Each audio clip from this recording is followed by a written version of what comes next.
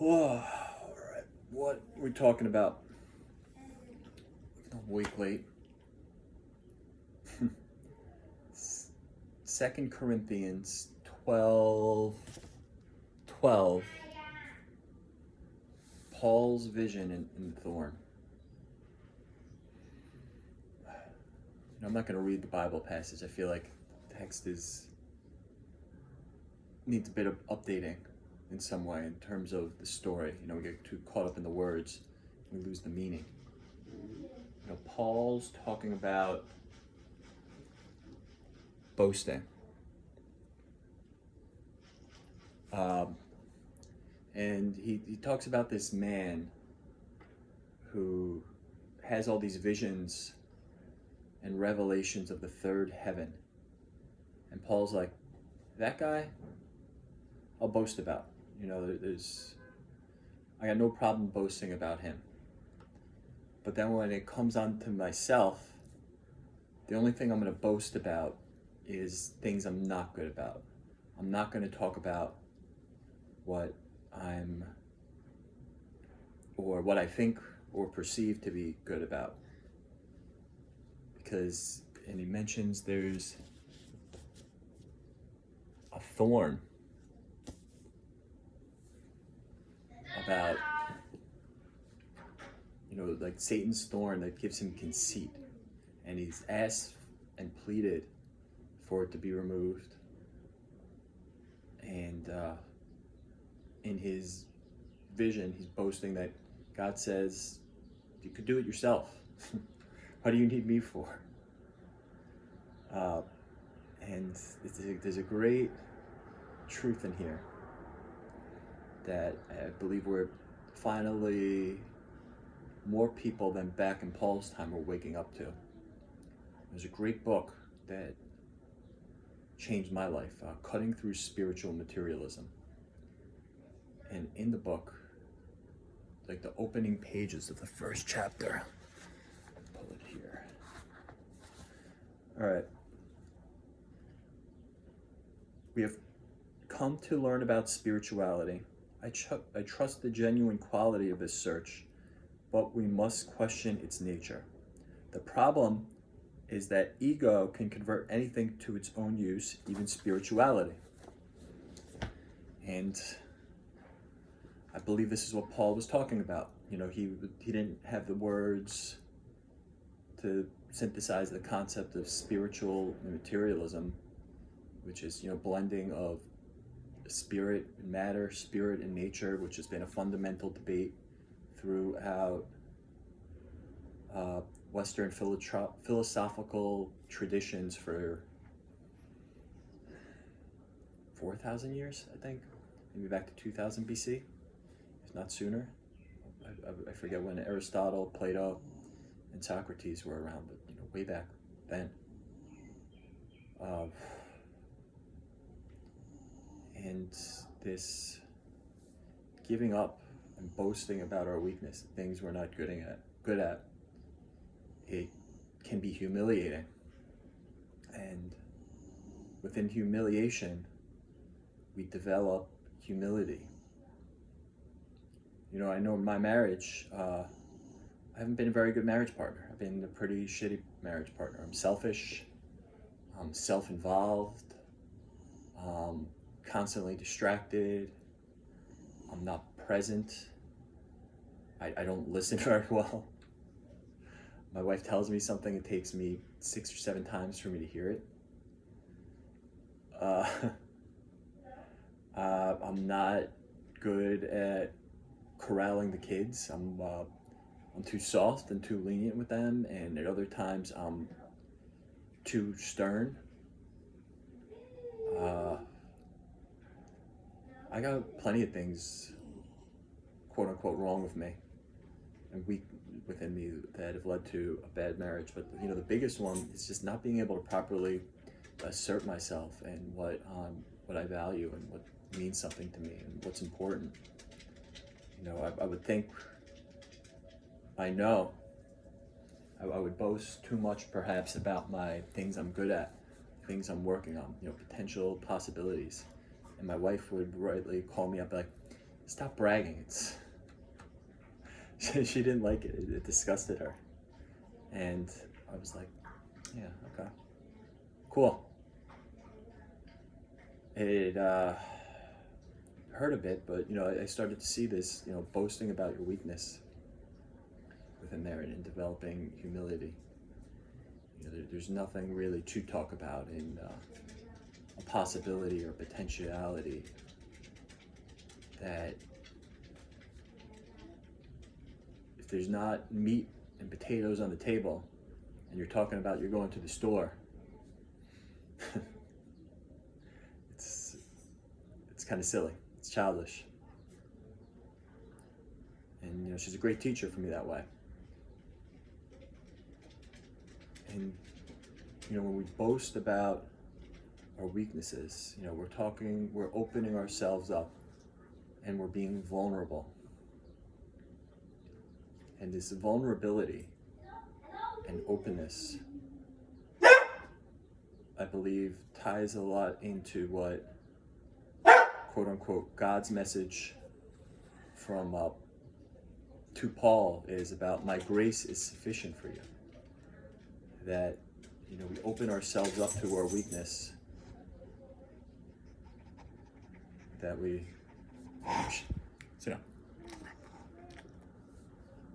open ourselves up to our weakness, we can be redeemed and washed away through the feelings, sensations, emotions, and the pain of seeing our own suffering for the first time. Like, people have talked about, I've read this somewhere, I forgot where, about rebirthing experiences where they go through some sort of experience where they see themselves being born, and it's physically born, like from their mother, out of their mother, and it's an opportunity to live again, or a restart.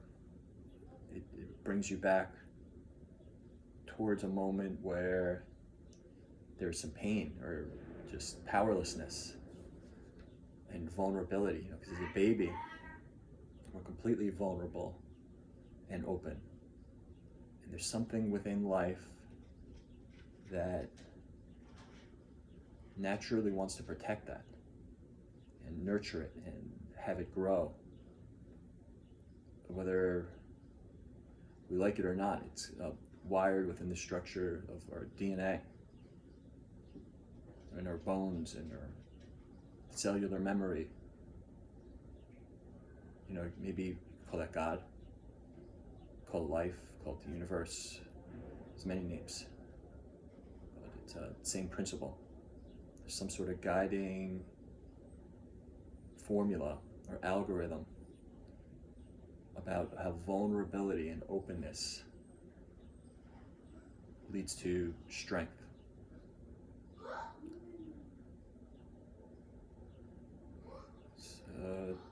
Two stories I want to share here. The first is, Hercules and the Hydra. In the Hydra, Hercules is fighting this creature in one of his 12 labors to redeem himself for his failure of weakness, which he destroyed his whole family. He murdered them all in a fit of blind rage, but he was the Greeks' greatest hero. Greeks are sick like that.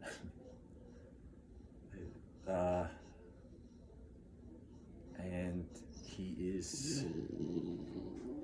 has to go get the Hydra out of his cave. And to first get the Hydra out of the cave, he's got to shoot an arrow to lure it out first off. It's got to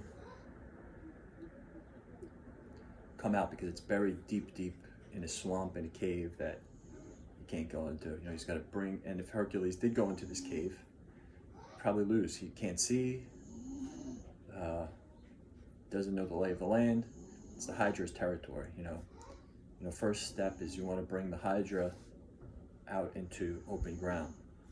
And, the Hydra might be like our weakness. So then he gets the Hydra out. He's fighting the Hydra, chops off one of its heads. First thing he realizes, 2 more grow. So if he was boasting, he'd be like, I'm Hercules, I'm so tough. I chop off a Hydra's head, and while he's boasting, 2 more grow and he's not paying attention. And he realized that, he's like, this isn't sufficient. And he has to find a new strategy. And while he's finding this new strategy, Hera sends over, which is his divine stepmother. Hera sends a crab to nip at his heel. And then as it nips at his heel, he has to step on it. But Hera is so happy about this Hydra, she sends it into heaven as the constellation Cancer, the crab.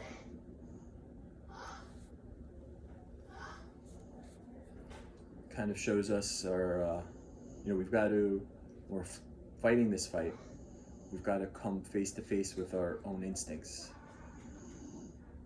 And eventually he has to beat this Hydra, and he kind of gets this message of a divine revelation in the middle of this fight, that he's got to raise the Hydra out of the swamp, because the swamp's where it gets all of its power. And to do that, he's got to kneel himself into the muck. That, strength comes with kneeling and humility. So he kneels and he lifts it up out of the swamp, and then he was able to remove the main head and put a rock in its place. And then that labor was defeated. The Hydra wasn't dead, but it was under control and manageable.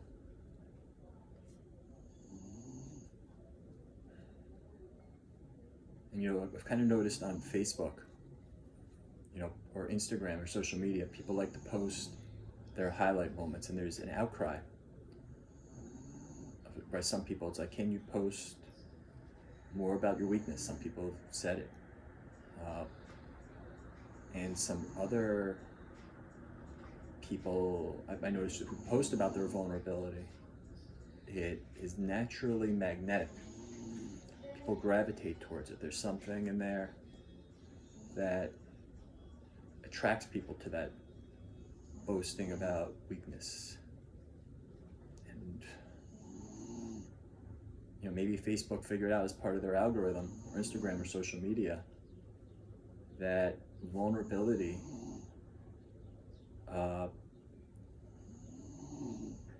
is a desirable or valuable human sentiment as they build up their neural networks and AI, that it's fundamental to the structure of existence or being.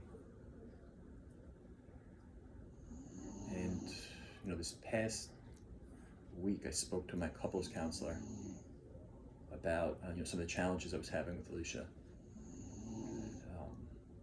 I unfortunately made public because I was too weak and not strong enough to confront her head on, direct, within the marriage. I had to bring all my shit out, which was unfortunate, and when I was speaking to him,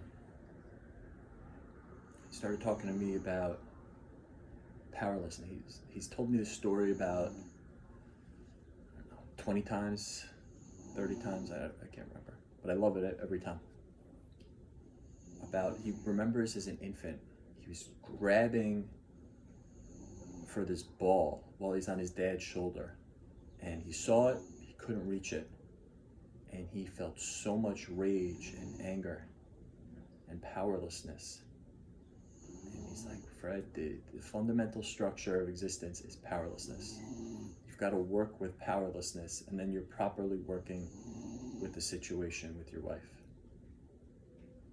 And I cried. I cry a lot these days. The emotions are so intense. It's like one moment I'm feeling okay, feeling some joy, feeling inspired. Some I'm down in the muck, wrestling with the hydra, stepping on crabs as my kids try to bite at my ankles as I'm walking across the hall. Dogs are barking, and it gets so loud, I just want to rage out. And